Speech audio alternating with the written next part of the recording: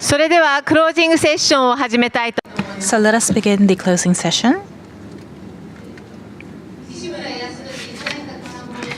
We have a State Minister in charge of Foreign Affairs, Mr. Nishimura, would like to make the remarks for this closing session. Hello, everyone. Thank you for the introduction. I am a Deputy Chief Cabinet Secretary. My name is Nishimura. I was supposed to be on the stage a little later. However, after this, I have to go to Osaka. I am, on behalf of Prime Minister Abe, is to present a trophy to the champion of Osaka sumo tournament. So this is the 5th WAW and W20, and thank you very much for coming to this event. And we have so many turnout from the corporation side as well. So we had more than 3,000 people during these 2 days. So we were able to celebrate this 5th WOW.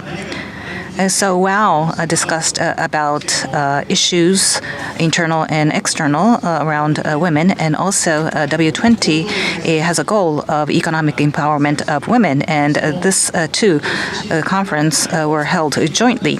So we were able to have a comprehensive discussion around issues in promoting women's advancement, and also speakers and panelists, regardless of gender and age.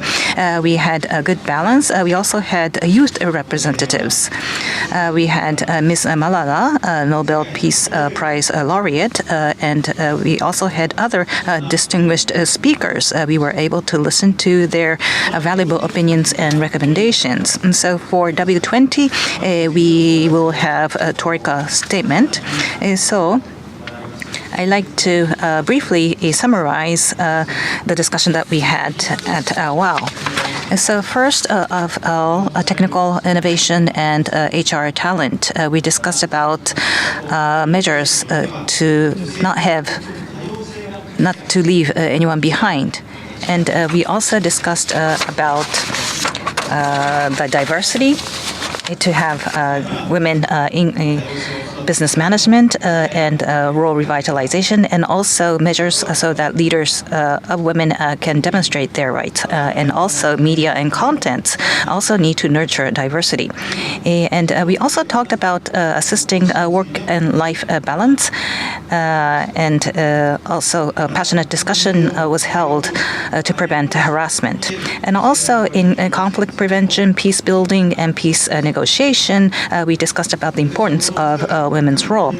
So for these 2 days, I sat in for the panel discussion. Let me give you some personal impression.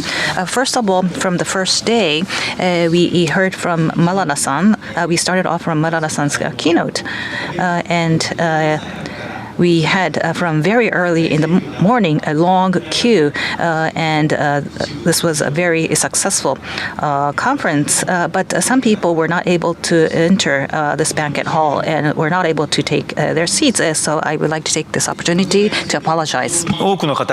For the breakout session, I am so happy that many people have attended, and there was a lot of energy in the breakout session. But if I can share my personal observation, the participants of men, from what I see, is only about 10%, and that is my impression. And I was hoping that maybe there were more than 10%, but I don't know. They have been in the shadow listening to this discussion. They have looked at as being a very small minority. Of course, the women has been shining and has shown a strong presence.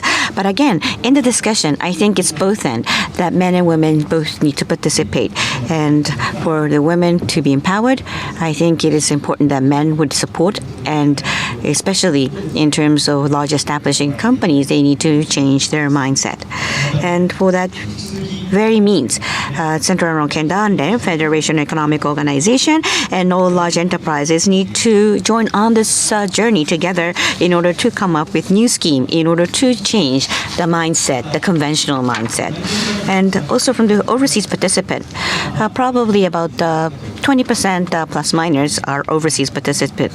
In Japan, we need to think about how we'll be able to leverage talent from outside of Japan, which is a big issue for us and our government. So with the Japanese people and with the foreign people, we'd like to create future of Japan. And what's more, of course, happy about the fact that young people were participating even more than the last year's event, maybe 34%, 30 to 40%. It's very difficult in judging women in terms of just by their appearance. I should be careful in what I say, but in terms of regardless of the age bracket, young teens and also the seniors, we all need to establish a environment where we all of us can participate in creating the bright future. But of course, young people, on their shoulders, they bear our futures. And the fact that many people have shown keen interest to participate in this event is something that made me very happy. So the top, of course, notch people from blue chip companies, being able to hear from them directly, I'm sure the youth have many, I think, insight that they can take back home. I am a father of 3 daughters in their 20s. And they have both had the opportunity to participate in volunteers work, and they also have experience being studied abroad as an exchange student. And looking and listening to the session, my wife is here with me today, but my wife is always a sharp criticizing of me.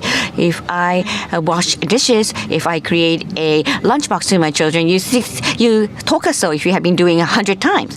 I'm thinking that I'm doing more than how my wife evaluates me, but the children have grown, and I believe the burden on my wife has been reduced, and my wife also is playing a very vital role. Well, putting aside my personal story, in any case, in the dropping birth rate, aging society, there are a lot of course, uncertainties in the air. But I would like to assure that the young people would be able to pioneer and trailblaze their way forward in creating the new future. In terms of the 2 days discussion, we are planning to compile a summary document, each one of us to bring back home each learning and lead that to execution. And I would like to be influential in disseminating this information to all the relevant institutions. I would like to, for the Ministry of Foreign Affairs, I would like to submit a report on our homepage. At the same time, we'd like to have it registered as a United Nations documentation. We believe that the co-sponsorship of the W20 and WAW has given us new breath in terms of the subject that we can encompass at this meeting. So we thank you for that. Well, it's been 5 years since WAW has been incepted. We have been going through a lot of endeavorment in acting of a women promotional law and of offering a common gender participation and mindset of the men. And as Prime Minister Abe said, there are tangible, of course, deliverables that we have seen in terms of the increase of the women in the workforce and others. And at the same time, we need to be mindful about the promotion of women in society by investors as well. But the world is transforming with a great amount of speed, meaning that we need to catch up in accelerating this effort in terms of anti-harassment for women, and some of the legal revision and reform is what we are planning to do. I hope that through WOW around the world, the best practices and experiences will be further shared amongst us, so we'll be able to strongly promote our way through for women empowerment. So WOW has been able to grow as a strong platform. The past 5 years was a seeding time. Then next year and down the road, we need to grow these seeds so that it will be able to fully flourish its growth capability. So I hope that you'll be able to participate in the next round of WOW and in the future, so that we could all see the big growth and nurturing of this initiative. Once again, thank you very much for being with us for 2 days. I would like to close this session. Once again, thank you so much. 西村副長官ありがとう。 Thank you very much, Mr. Nishimura, Deputy Chief Cabinet Secretary, for your warm words.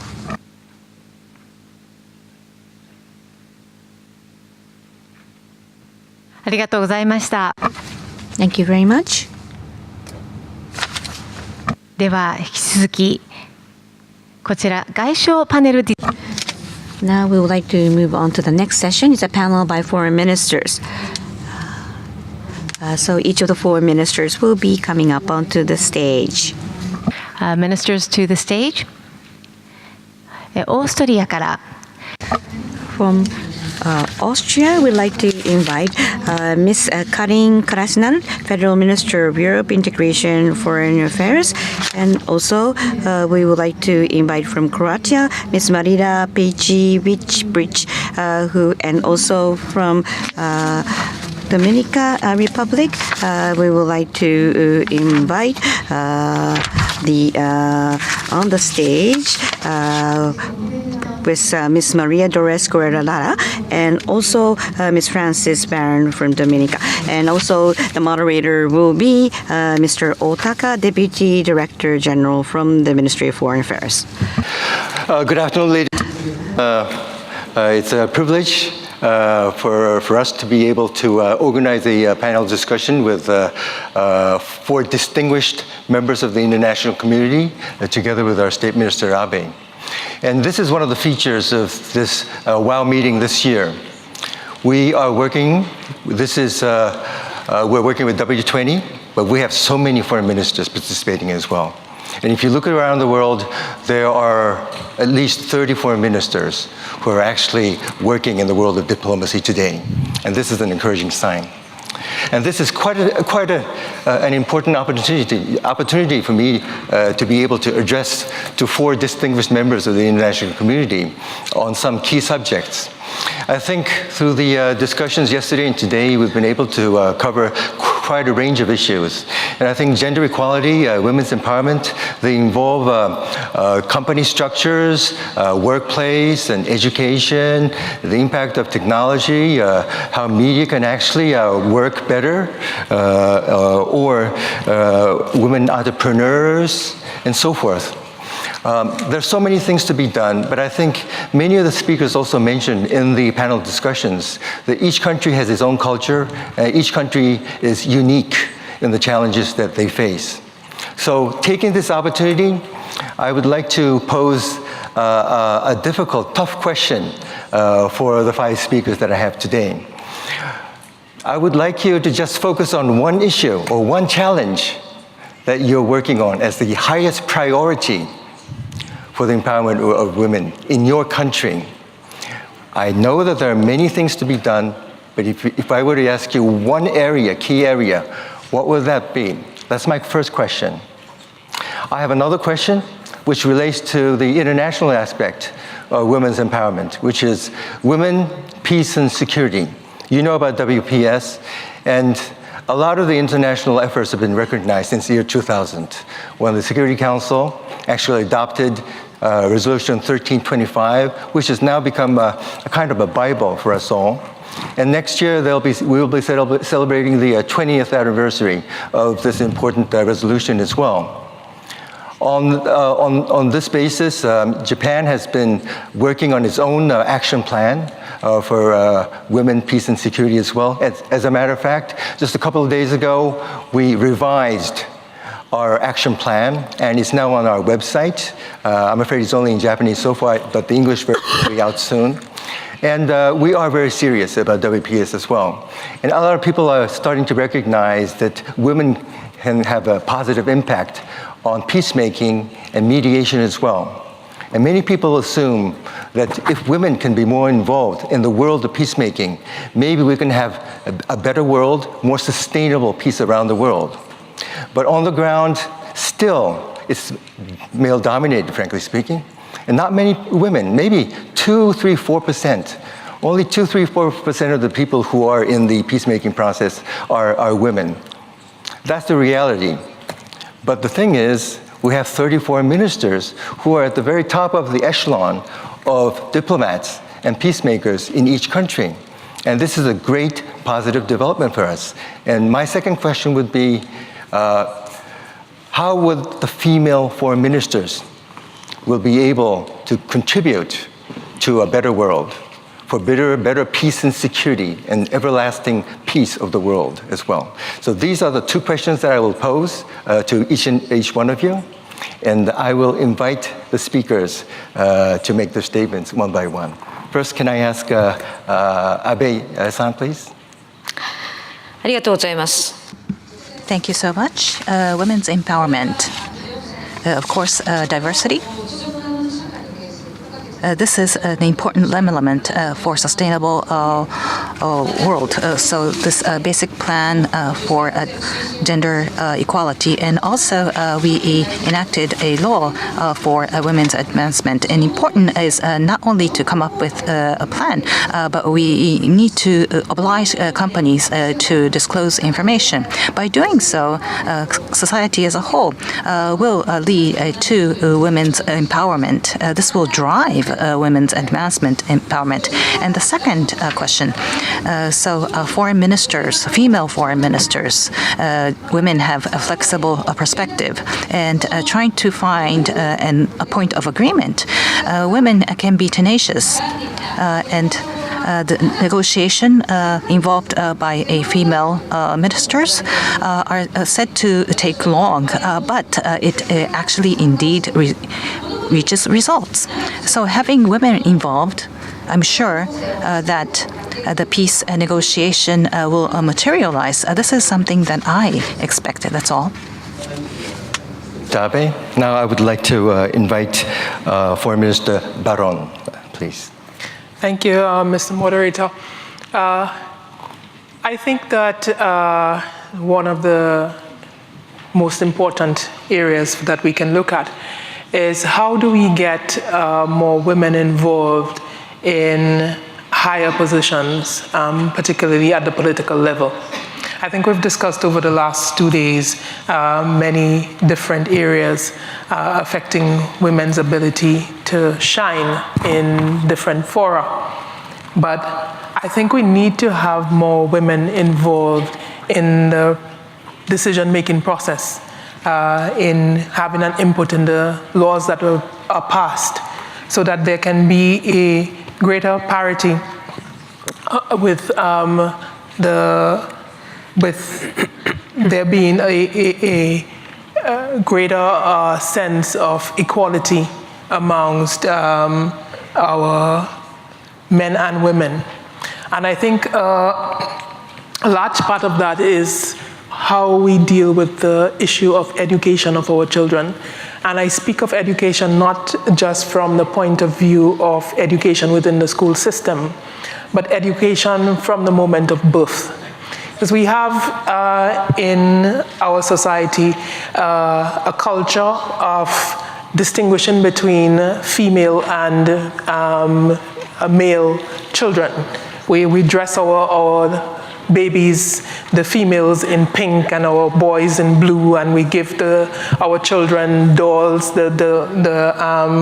our girls dolls, and we give the boys trucks, and we almost subconsciously create this distinction between girls and boys. And I think we have to start at that level of trying to create a sort of level playing field and a culture of there being equal responsibilities for both girls and boys. And then we move to the education system, and we create within the education system, again, that same requirement of there being equal responsibilities for girls and boys. And we take it through the different stages. And we develop, I think we've had a culture where we think that if boys play with dolls, that there's something wrong with that. Perhaps there needs to be more of that, so that they will be more sensitive to different issues, and perhaps be more respectful of women. We spoke. You asked a question about the role of women foreign ministers in peaceful dialogue and the part that we can play. But I just want to perhaps throw a different angle on that. Should it be for women to play the part of seeking to create peace or to bring peaceful dialogue? Or is it that the men have to stop creating war and fighting and so on? Should not the focus be on what men are doing as opposed to having women solve what men have destroyed?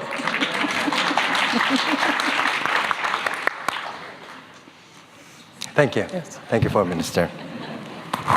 Now I would like to invite Foreign Minister Aguero to speak. Thank you so much for the floor. It has been a pleasure to share in the past 2 days with my colleagues from Croatia, from Austria, from Dominica, from Japan, all the experiences that we are implementing in each of our countries.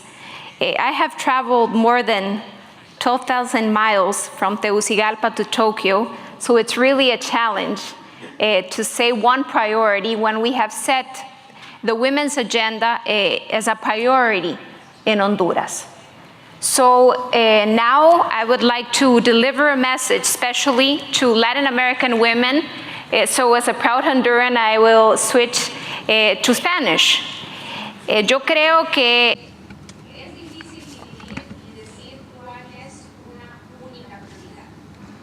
So what's difficult is what is one and only first and foremost priority. For the past 2 days, there were a lot of inspiration, stimulating ideas. For instance, Malala's message was one thing.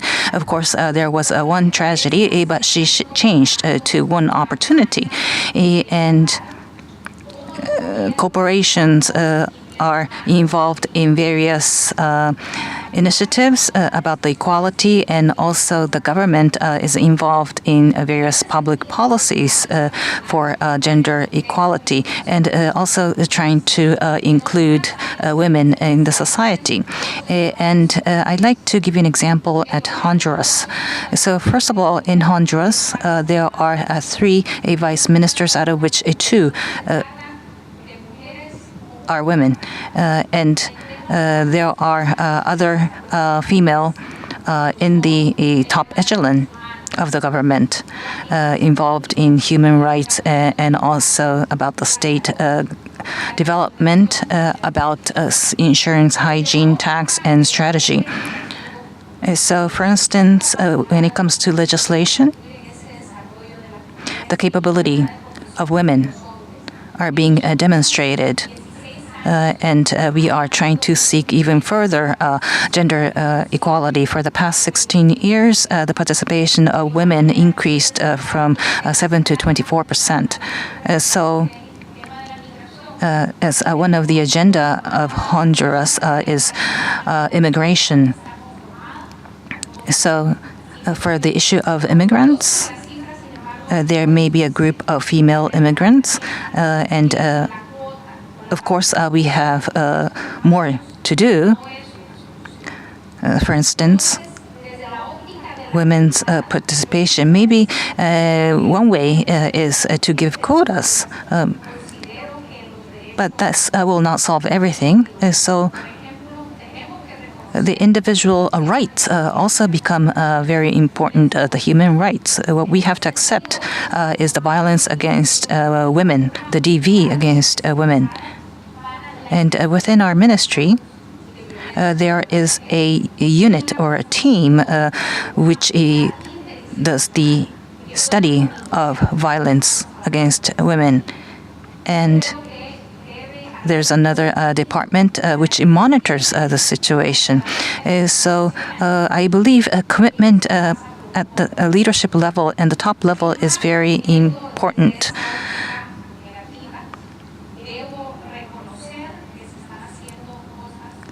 And another thing that I have to admit, is this economic and political civil power.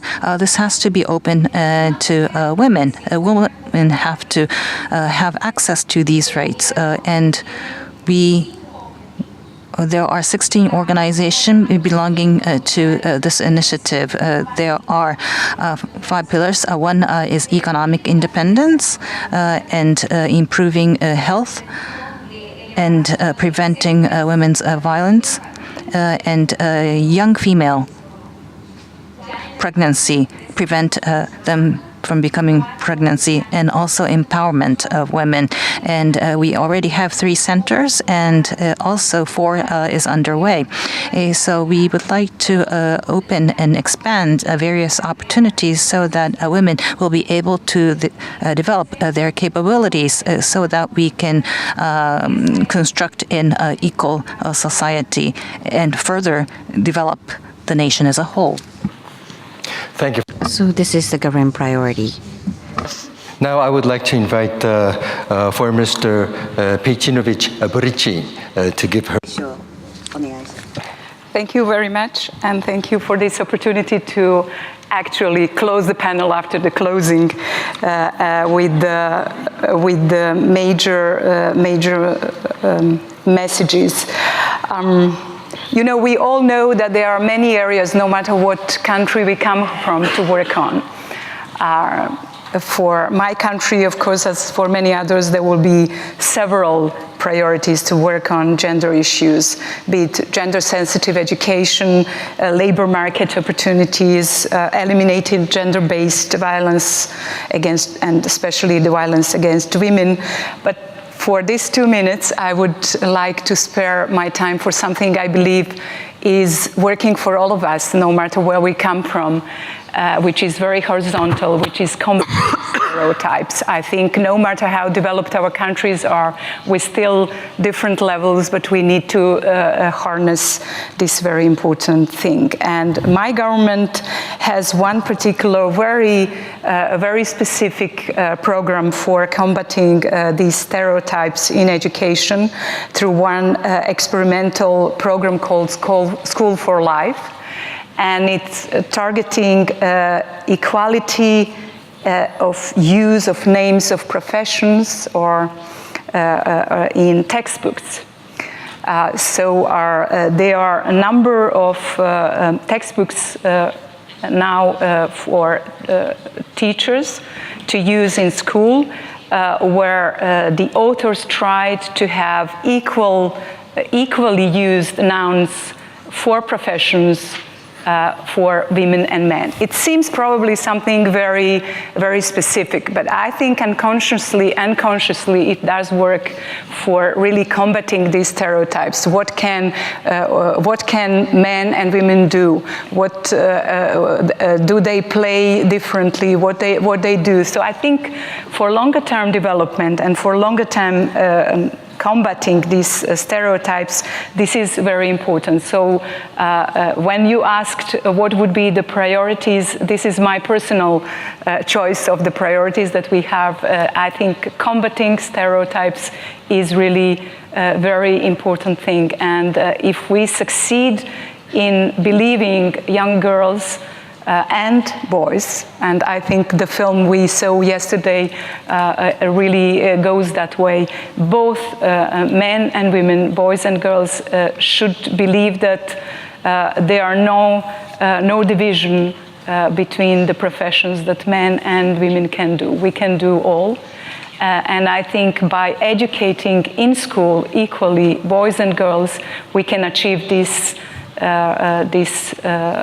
that all girls can believe that they can do whatever they want in their life. And just one personal remark at the end, I am mother of a teenage girl, and in line with what I was saying at one point in time not long ago, she told me, she said, you know, Mom, I would like to do something which includes screwdrivers, not something that girls should do, like cooking or something else. So this was really, you know, I thought why she was telling me that, why she was so much offended by being a woman and doing some things that women usually do. But apparently her feelings were that she wanted to send the message that she is able to do something in technical sciences as well. And she is preparing now for a technical university. I see. Thank you so much. Next, I would like to invite Foreign Minister Kneissl to give her remarks, please. Thank you very much, Mr. Moderator. Having listened attentively to the previous speakers, I would like to hook up on what Maria Dolores has said, and which might surprise some of you, but also in Austria, we do have a rising concern with violence against women. It's domestic violence, and it's also a tremendous rise of murder, homicide. So as the Minister of Foreign Affairs, I'm also in charge of integration, not integration in the sense of European or regional integration, but integration of citizens with migrant background or asylum seekers. And according to the European Union Agency for Fundamental Rights, 80% of women with a migrant background suffer from domestic violence. We have had an increase of murder of women over the last, ever since 2014, tremendously, rise in rape by 48% from 2016 to 2017. This is something that I, as somebody who's now 54, and who had a tremendous chance to grow up in a city like Vienna, can see with great concern, because when I went abroad and I was asked elsewhere, so what is Vienna about? I said, well, Vienna means that you can walk at any time of the day or night in any district.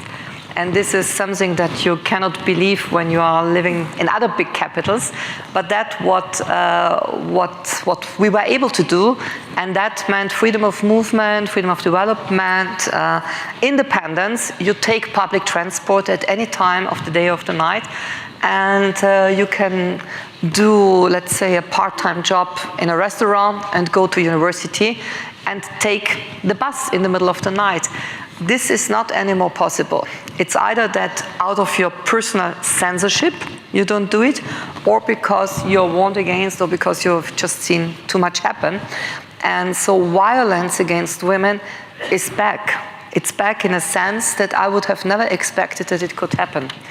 And here, as Minister of Integration, not only as Minister of Foreign Affairs, I try to combine my Department for Development Cooperation plus integration by working priority number one, violence against women. And here we have different projects. One which I have started from the very first day is also physical violence in the sense of female genital mutilation. We moved it out from the taboo zone. Nobody really liked to talk about it. But we have also in Austria, due to migration in particular from the Eastern Horn of Africa, thousands of women who suffer and who unfortunately continue to impose on their daughters what they have suffered.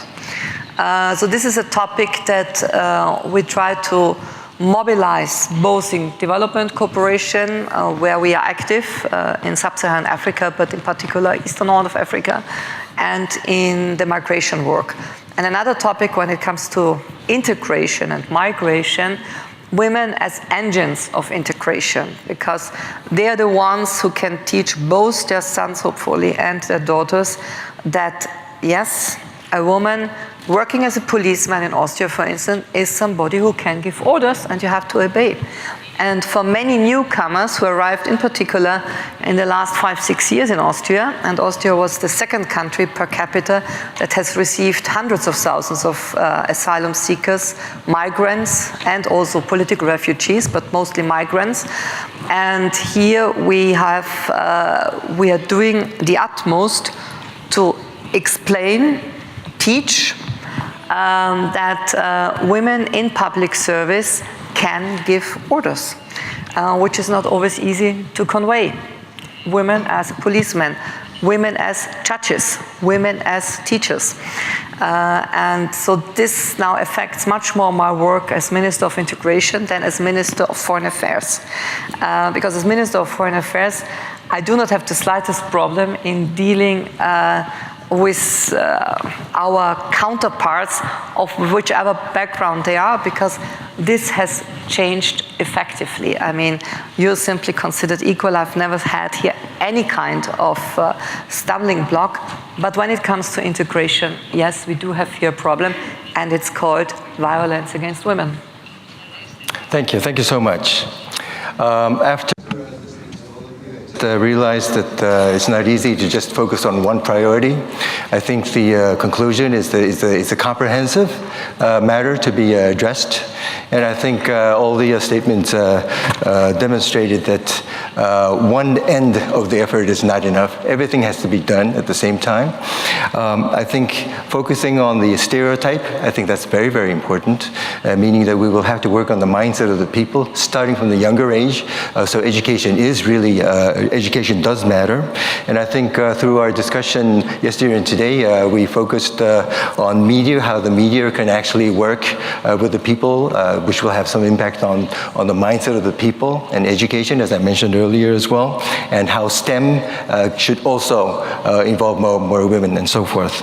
And thank you so much for shedding light on some of the issues that we should be discussing in the future as well. So domestic violence and I think migration, integration, that might be one of the things that we have not been able to focus so much here, but this will be a new issue for us, Japan.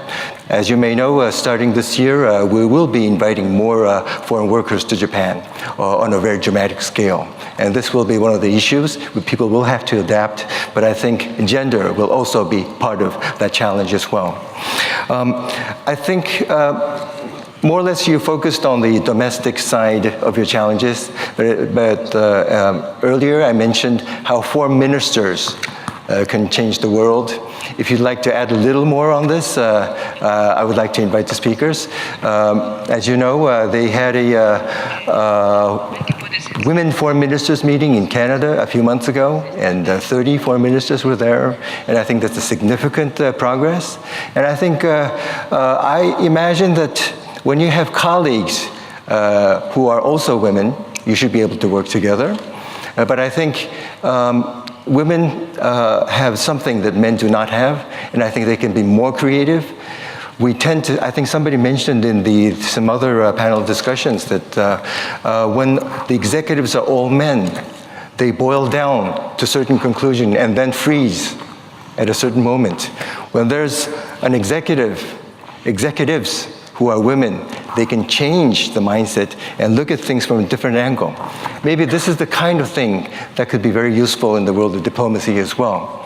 If any of the speakers have any thoughts on that, please do so, please. 日本は女性が輝くという So women shining, that is being advocated by Mr. Abe. So in order for be in a society where women shine, men has to shine as well.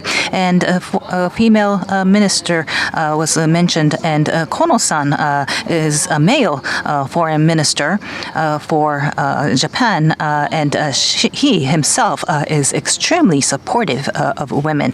So both men and women must shine. Other speakers would like to speak on this? Sí. Please. Sure. I think that women foreign ministers can serve as role models for others and also help to put the question of the empowerment of women more on the agenda for discussion. We also see things from a different perspective sometimes and can bring a different dialogue to issues that affect us all. There are numerous different issues that affect the world generally, but women in particular. Women are more vulnerable in many situations, whether it's the effects of climate change. When there are disasters, it's usually women and children who are most affected. When you look at in any setting, you see that women are the most disadvantaged. And being foreign ministers, we can be examples for our girls all across the world who would want to see that there are persons who have reached very high levels in government who are females, and it is an example that one can aspire to those positions. But I think we have to go even further than that to reach the highest level so that we can be the presidents and prime ministers and show the world that women can reach the highest level, that women can participate in the political process, that women can have a voice and be able to shape policy so that there can be a greater involvement and a greater gender equality and balance in everything that we do. So I think from that point of view, we can make a difference. We have tried in the last couple of years when we have met in different forums to come together as female foreign ministers so that we can discuss issues of common concern to us, particularly as it relates to issues affecting women and children, and to learn from each other's experiences and be able to share common ways of dealing with some of the challenges that we face. So from that point of view, I think that we can be of help to each other. Thank you, Foreign Minister. I wish I had more time. I wanted to give some time for you to speak on this, but time is running out. But since you mentioned the importance of inspiring younger people for their future, we have some high school students here with us today. They are from Hakuho High School, and I think it's been mentioned that education is ever so important. Hakuho High School is one of the high schools who has very good curriculum on gender empowerment. And I think they deserve to pose a question for the speakers today. And I invite the students of Hakuho High School to give their questions to the foreign ministers. Yes, they're right there on the right side. 白鴎高校から来ました。 My name is Mahiru Ebara from Hakuho High School. I have one question. Earlier in the panel discussion, in closing the gender gap, were there any opposition from the male side was asked, and from a corporate executive perspective, this issue was discussed. But in the society as a whole, in trying to close the gap, are there opposition from male population, and how are you coping with this issue? I think this is a very interesting question, and I'm sure you have different views on this. Who would you like everybody to answer your question? Would anybody like to volunteer to particularly speak on this? Yeah. Oh yes, then Foreign Minister Kneissl, please. Yes, well, in the case of Austria, no. Definitely, we do not have any opposition. I think it has become clear to many companies, to a lot of people in management, that the more diverse a department is, the better. And diversity not only in gender, but also in terms of educational background that you have, because one might have more talent for analysis, the other one is more pragmatic, the third person has whatever other background, and I think this kind of diversity, if you want to make your company keep on track, that is definitely useful. So in the case of Austria, I'm not aware of any case where there has been opposition by, let's say, the male part of employers. On the contrary.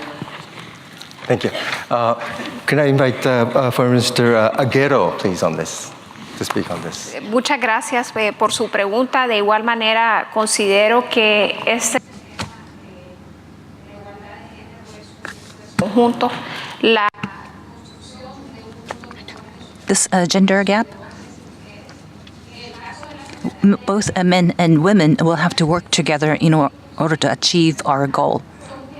So in case of Honduras, 56% of the staff are women.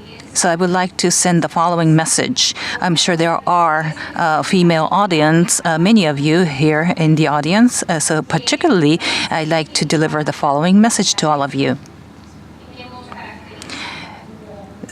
Regarding gender quality and sensitivity and sensibility towards it.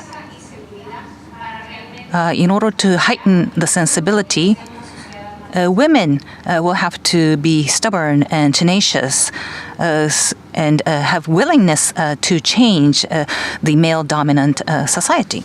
I'd like to invite Foreign Minister Pejinovic-Bric to speak on this. Thank you very much. I will answer through my personal experience. I'm by my first profession an economist, and I worked twice in the private sector in big companies. The second time was a pharmaceutical company, and I got as a 30 years old girl or lady to climb up to the position of director of corporate communications. And my CEO at the time said that would someone had told him at the beginning of 90s that he would be surrounded in the management board by so many women, he would have said, no way. But in no time, actually, that was end of 90s, when a lot of women already were there. Was that because the pharmaceutical is a very competitive? Was that because the company was international? I couldn't tell, but the fact is that we were, as women, we were also able to in a very short time, I would say, for our country, to break this glass ceiling, which did existed in the corporate world. But at the same time, I wouldn't say that it was an easy task. It was not always easy to be a young woman surrounded by more men than women. But I would say that I'm very proud that in Croatia, as Karin has said, in Austria, I wouldn't say that nowadays the companies would have this kind of problem in general. Thank you. Thank you so much.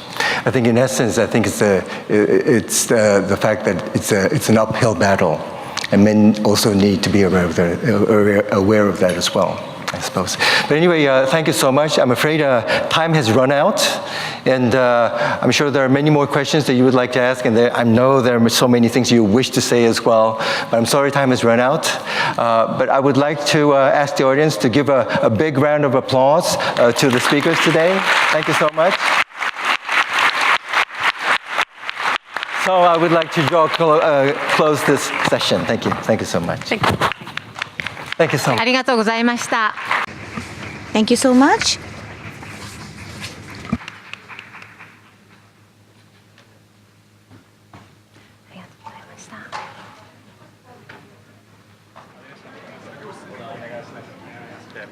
W20 トロイカセッションに移りたい。 Okay, so we'd like to begin the W20 Troika session. W20, the former host nation, and this year's host nation, and the next year's host nation is going to collaborate in having a dialogue.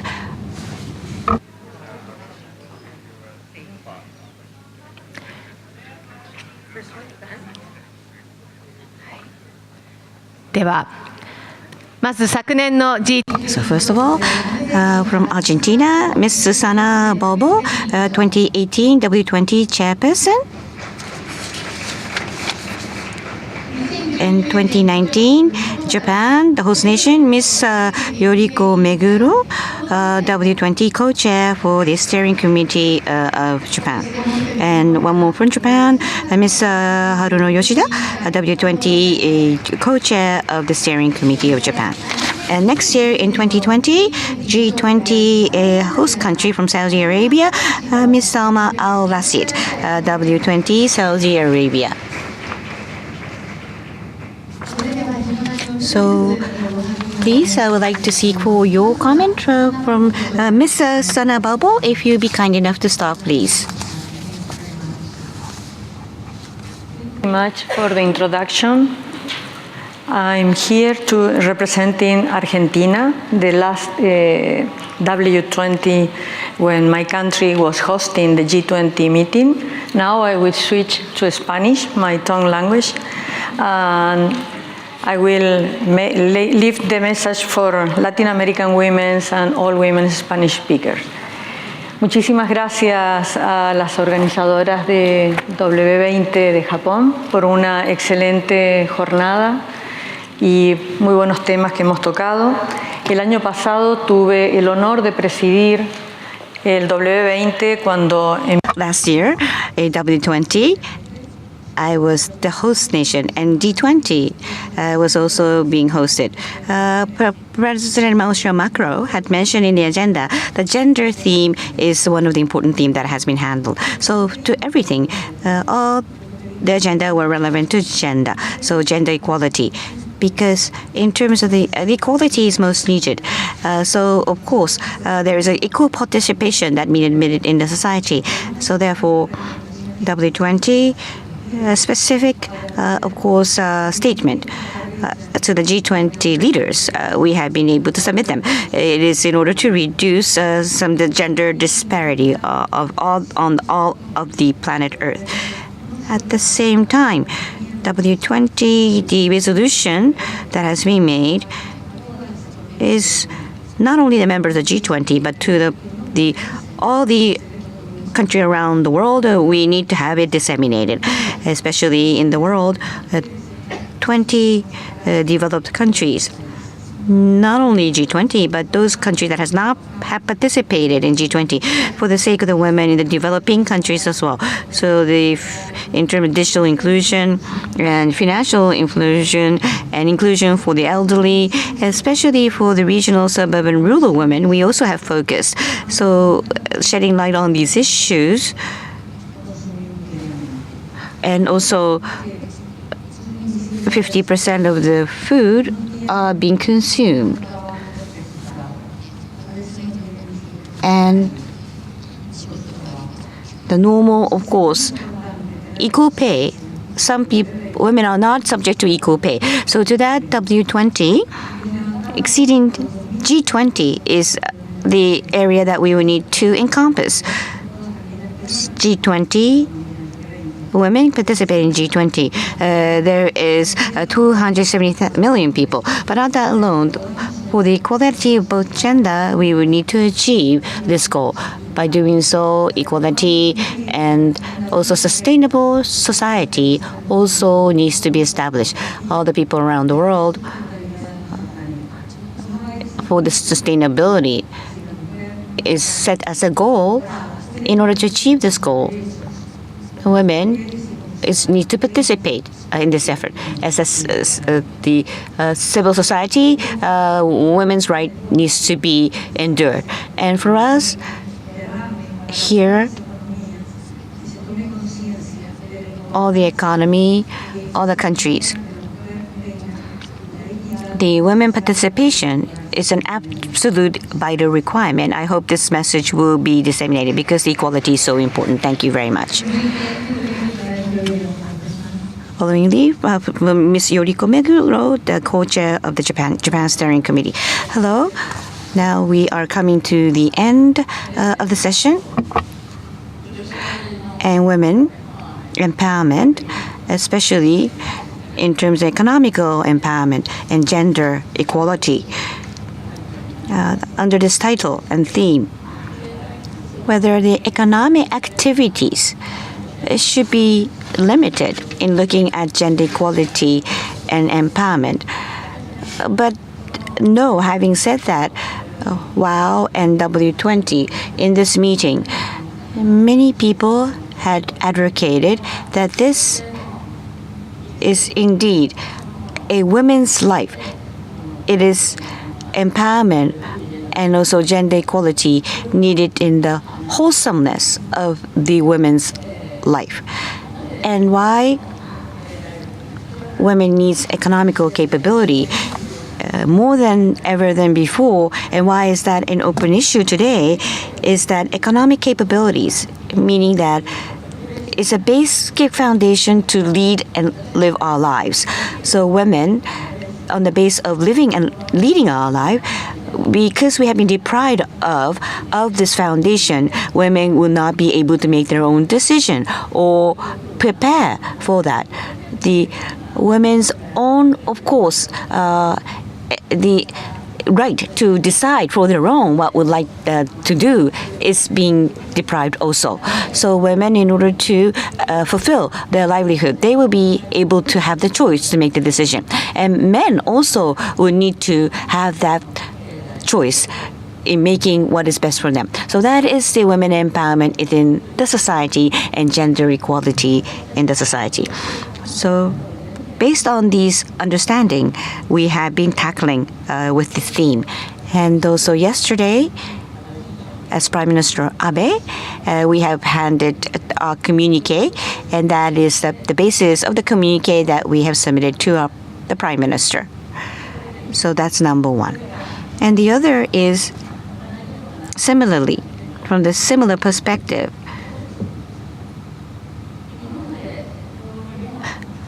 the conventional way of thinking, who is going to work, who is going to do the domestic housework in rearing children, who is going to care the elderly, these of course norm.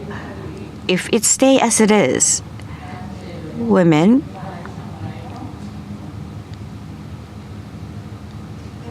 have twofold or threefold of a pressure compared to men when we join the work labor force, because time is limited, 24 hours around the clock. It's equal. So if women are to spend a lot of the time in caring, we have to be freed from that conventional norm, because if you spend your time in caring, you will not be able to take active role in the workforce. So therefore, the gender equality will not be realized. So women for work and shine in the society, if we are to foresee that, it seems that in terms of the time equality, we need to also shed light on how men will spend their time. So for this end, we have to be mindful in terms of our plan needs to also embed that area. And lastly, so this communique that we came up with, we handed over to Mr. Abe, the chair of G20 this year. And going forward, G20 leaders, how will they adopt our communique? This is critical.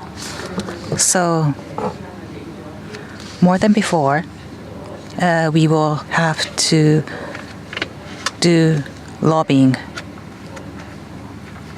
towards that end. So, this is the ending. However, this will continue. We are ready for what's coming going forward. Thank you. So next, Ms. Haruno Yoshida. We have so many people here today. It was a long 2 days, but thank you very much indeed for joining us outside. You may want to go outside, but we see beautiful cherry blossoms. So I read one article that I would like to share with you. Sakuronomics is the word that I read. So, meaning that during the season, there's an impact that are given by cherry blossoms, economic impact in Japan. Within less than 1 week, that's the life of blossoms. It is said that it is 600 billion economic impact, 600 billion yen. But the article continued, and according to this analyst, what's important is not all the numbers of economic impact, but it should be priceless. The important thing is this is priceless. And I asked, why is that so? Because people see cherry blossoms, it's so very beautiful, and they get relaxed, and they have lower blood pressure, and those people cherishing the cherry blossom, and they are happy, they talk about nice things, and they drink and having parties, and they exchange business cards, and they become positives, and it leads to new opportunities. And I thought this was a good comment made by this analyst. So what's my point? This womenomics, the economic impact, there are different numbers and statistics that we see, but what's our value? Already, it's priceless. The other day, I participated in W20, and there were many senior executives around the world, a lot of men surrounding me. I appeared as one panel, and one person said, "Ms. Yoshida, why do men work hard?" And I asked why. Because we want to appear good in front of women. That's what he said. But this in itself is already a big contribution on our end. So cherry blossoms flower word is gracious women. That's the flower phrase. So womenomics is priceless. So along with you in this day and age, we really want to blossom beautiful flowers around the world so we can make people on Earth happy. So I hope that you will cherish the cherry blossoms after this conference. So a lot of people came from overseas, from far distances, and we had people from corporation business side, and also there were a lot of partners who had extended support. I didn't have an opportunity to thank officially, so thank you very much from the bottom of my heart, and also Ministry of Foreign Affairs and other people. There are so many staff members who did not appear on the stage, however, did their utmost to make this possible. So thank you very much. Thank you. And finally, Ms. Salma Rashid. First of all, assalamu alaikum, konnichiwa, and good afternoon. I'd like to thank the W20 co-chairs, Professor Yuriko Meguro and Ms. Haruno Yoshida, and of course Ms. Susana Balbao for your guidance for the two previous years, and the esteemed W20 Secretariat and Committee, and my fellow W20 delegates who, for their incredible efforts, countless late webinars, discussions and negotiations, ensuring a successful W20 process. I must say we stayed up until past 1 a.m., but we're happy we have a final communique. There has never been a better time to be a woman than it is today. I am the citizen of an 88-year-old country, very young. A country where women were only allowed access to primary education in the 1960s. My mom was about 10 years old. She won't be very happy that I announced her age today. And women were only allowed to vote and run for municipal elections in 2015, to drive in 2018. I must say, we have come a long way. Today, women make up 20% of our consultative council, our form of parliament, where they provide recommendations to the king and initiate new legislations in equal footing with their male counterparts. Saudi Arabia celebrates today the appointment of its first ambassador to the United States, its first minister. Saudi women work alongside their fellow men as scientists, engineers, lawyers, entrepreneurs, and many other pivotal roles across the public and private sector. Saudi Arabia's Vision 2030 aims to build a vibrant society, a thriving economy, and an ambitious nation. With the world's largest national transformation program that fits squarely into the United Nations 2030 Sustainable Development Goals, embracing the mutually reinforcing fundamental principles of inclusion, equity, and sustainability, our leadership acknowledges its vision cannot be achieved without the equal participation of its women. Around the globe, considerable strides have been made towards achieving equality for women. Yet, as Mrs. Gabriela Ramos of the OECD and many today and yesterday said, the progress is still slow. And as my fellow W20 delegates say, it's not enough. We need to keep hammering down. We need to keep moving forward. There is still so much that needs to be done. We need to close the digital gender divide, ensure equity for women in labor markets, including formal and informal work and at home, ensure women's access to capital and financial resources, and eliminate all forms of discrimination and legal barriers and systemic discrimination and violence against women and girls. With clarity and collective recommendations of the W20 network, international knowledge partners, and the support and commitment of leaders of the G20, we believe progress will be made. We look forward to continuing the work that was started at the W20 in 2015, and to carrying the torch from our fellow Japanese colleagues, fueled by the determination of our country's leadership and our Vision 2030. We are diligently working back home in preparation for 2020. We look forward to welcoming you all to Saudi Arabia in 2020, and we'd like to once again thank the Japanese for their leadership and dedication towards achieving prosperity for all. Thank you very much. Thank you very much. ありがとうございました。もう一度。Thank you very much to Ms. Sana Barbo, Ms. Meguro, Ms. Yoshida, and Ms. Al-Rashid. Please give them a big round of applause.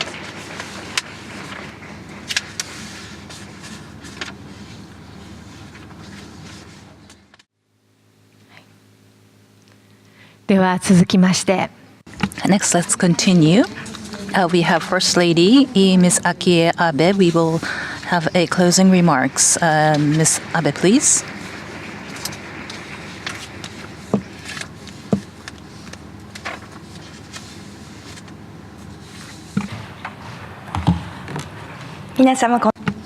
Hello, ladies and gentlemen. I am a wife of Shinzo Abe. My name is Akie Abe. WAW and W20 is coming to an end. It was too long day. Thank you very much for your effort. From the first WAW, I have been participating in this conference every year. This is the fifth of its kind, and this was jointly held with W20. And more than before, there were diverse and deep discussions. From yesterday, I have been listening to various sessions. I have learned a lot. So W20 was held for the first time in Japan for the preparation and operation. I must say that there were a lot of challenges. Ms. Meguro and Ms. Yoshida and also other many people, talented men and women were involved. Thank you very much for your work. So, in addition to 8 female ministers, we had Ms. Malala Yousafzai and Ms. Michelle Bachelet, UN High Commissioner for Human Rights, and we had top leaders from UN agencies, from the politics, economics, and media. Regardless of age and gender, grand theme of diversity was discussed. That is to realize a world where, regardless of gender and age, everyone can demonstrate one's potential. So it's been 5 years since WAW was held in 2014. The empowerment of women is now being discussed at G7 and G20. So this is a major topic within the international politics. And also, Nadia Murado-san trying to eradicate sexual violence under the conflict, and also Dum Mukwege Nobel Peace Prize. Now lights are being shed on discrimination and difficulties unique to women. And as you have seen in Me Too movement through SNS, each one of us have their voice, and the voice had created a big momentum and it would be able to change the society as a whole. Some of the issue for women, the people's recognition, and tools to resolve this issue, each one of them is expanding and changing with a tremendous amount of speed. The equal, of course, opportunity for both gender, and very much, of course, proactive for that. And men and women, they need to work in the labor workforce on par with men. At the same time, women has their own characteristics. And one of the characteristics, I believe, is to have a sensitivity towards the others.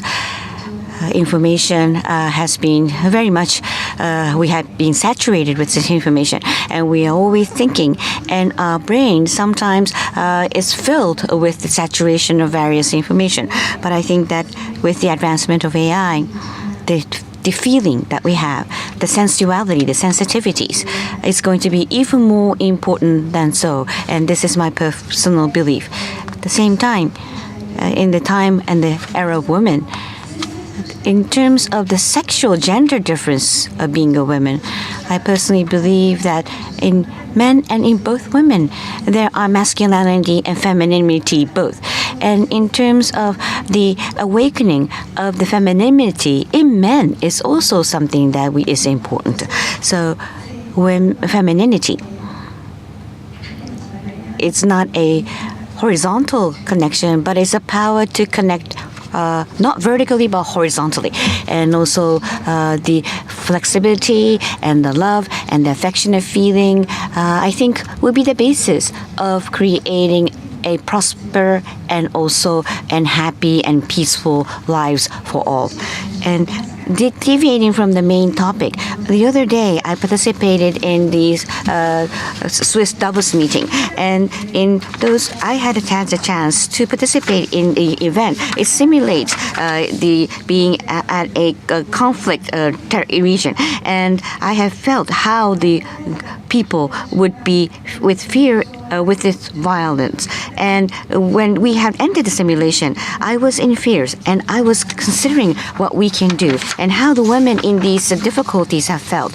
But the organizer, men, have said to me that you wanted to feel that you want to do something. That alone will not change the world. Going back to your home country, make sure that you take action. Yesterday and today, I had been given a lot of inspirations. And during these 2 days, I'm sure there was an awakening and a new learning that you were able to achieve and acquire. I hope that you'll be able to share that with your people around you and take that into action. Each one of us, each of our location, let us exert our effort. And last but not least, all the people who are here today, WAW W20, hoping that it has been a constructive meeting for all of you, I would like to conclude this session. Thank you very much for your kind participation. Ms. Abe, the First Lady, thank you very much for your closing remarks. 皆様は Thank you very much for spending long hours with us today and also yesterday. The world is transforming, and all of us, in order to exert our own capabilities, a methodology in order to do so, I think this provides us with a good opportunity to shed light on these areas. With that, we'd like to announce the conclusion of W20 and WOW event. Thank you very much. Please do take due care in going back home.